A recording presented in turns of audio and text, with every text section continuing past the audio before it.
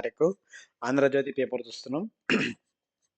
So, Andhra Jyothi paper నేను రెగ్యులర్‌గా చదువుకోవడానికి కారణం ఏందంటే, సో, ఇక్కడ మన తెలంగాణలో చూస్తే 'నమస్తే తెలంగాణ' వచ్చేసి టీఆర్ఎస్ పార్టీ తరపున, 'ఆంధ్రజ్యోతి' ఇండైరెక్ట్‌గా కాంగ్రెస్ తరపున రాస్తుంది. సో, పార్టీల పరంగా న్యూస్‌లు ఎక్కువ కవర్ అయితాయని చెప్పేసి రెగ్యులర్‌గా 'సాక్షి' పేపర్ చదవడం జరుగుతుంది. కానీ ఈరోజు నేను ఒక వార్త చూసిన, ఇంపార్టెంట్ వార్త. సో, అది కవర్ చేయడానికి అని చెప్పేసి ఆహ్, ఈ పేపర్ చదవడం జరుగుతుంది.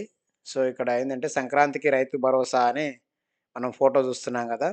సో, ఎందుకు అంటే వేరే పేపర్‌లో రాలేదు. ఈ పేపర్‌లో ఎందుకొచ్చిందంటే ఇది కొంచెం కాంగ్రెస్ పార్టీకి దగ్గరగా ఉంటది రేవంత్ రెడ్డి గారికి. సో, అందుకనే ఇందులో వచ్చిందంటే ఎంతో కొంత నిజం ఉంటేనే, వాళ్ళకి ఇన్ఫర్మేషన్ ఉంటేనే పేపర్ న్యూస్ రాసుంటారు కాబట్టి నేను న్యూస్ జేస్తున్నా. సో, సంక్రాంతి పండుగకు రైతు భరోసా. సో, యాసంగి పెట్టుబడి సాయానికి 9,000 కోట్ల అని చెప్పేసి ఒక వార్త చూస్తున్నాం. జనవరిలో సాగు ముమ్మరం, అప్పుడే నగదు బదిలీ. సో, జనవరిలో ఈ వరి నాట్లు ఇట్లా జరుగుతుంటాయి గదా! సో, అప్పుడే నగదు బదిలీ అని చెప్పేసి రాస్తుర్రు. సరైన సమయంలో సాగు ఖర్చులకు పనికొచ్చేలా పంపిణీ. రైతులు పంటల డేటా సిద్ధం చేస్తున్న వ్యవసాయ శాఖ. సో, ఉపగ్రహ చిత్రాల ద్వారా సాగు భూముల పరిశీలన. అంటే ఆ భూములు నిజంగా బంజరు భూములకు, బీడు భూములకు ఇవ్వకుండా ఓన్లీ పంటలు పండించే భూములకే ఇవ్వాలని చెప్పేసి గవర్నమెంట్ ఆలోచిస్తుందని మనం ఇదివరకు విన్నాము.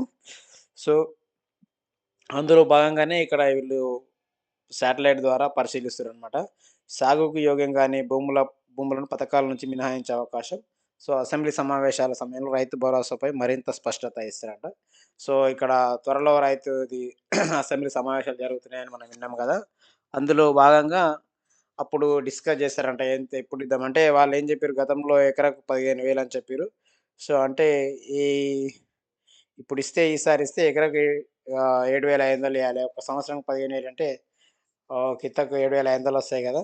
సో, అందుకు ఈసారి 7,500 ఇయ్యాల. మరి 7,500 ఇస్తారా? గతంలో ఇచ్చినట్టు ఆహ్, 6,000 ఇస్తారా?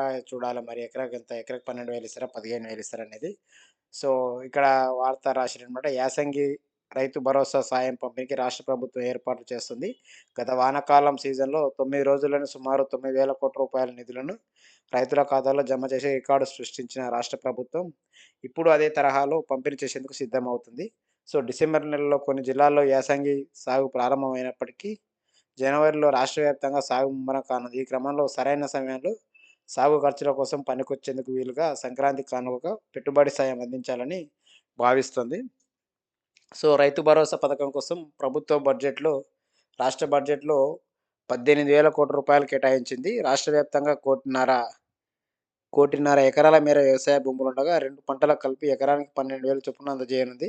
వానాకాలం సీజన్‌లో 69,40,40,000 మందికి రైతులకు 8,740 కోట్లు పంపిణీ చేసిందట. సో, మొత్తం మీద అయితే ప్రభుత్వము డిసెంబర్‌లోనే ఇవ్వాల్సి ఉండే రైతు బంధు లేదా రైతు భరోసా.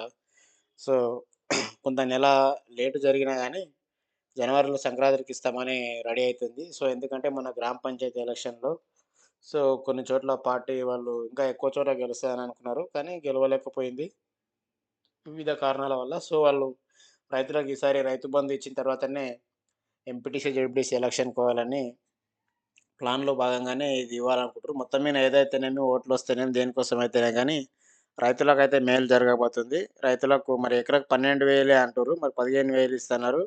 15,000 ఇస్తారా? మరి 12,000 లెక్కన ఎకరాకు 6,000 ఇస్తారనమాట.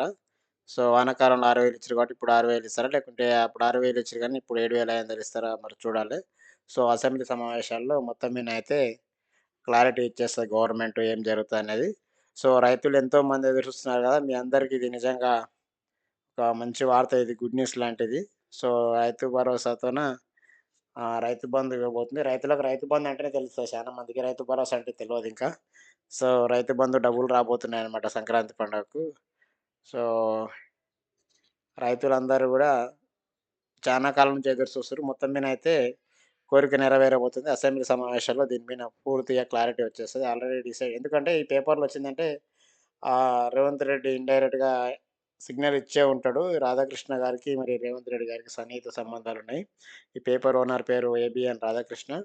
సో, వేమూరి రాధాకృష్ణ ఆయన రేవంత్ రెడ్డి గారు గురు శిష్యుల్లాగా ఉంటారు కాబట్టి, మరి ఆయన ఇస్తామని ప్లాన్ ఇచ్చుంటాడు కాబట్టి, వీళ్ళు పేపర్‌లో ఎవరు రాయకుండా ముందు రాసిర్రు కాబట్టి, మొత్తం మీద అయితే మనం వస్తదాలే నమ్మొచ్చనమాట.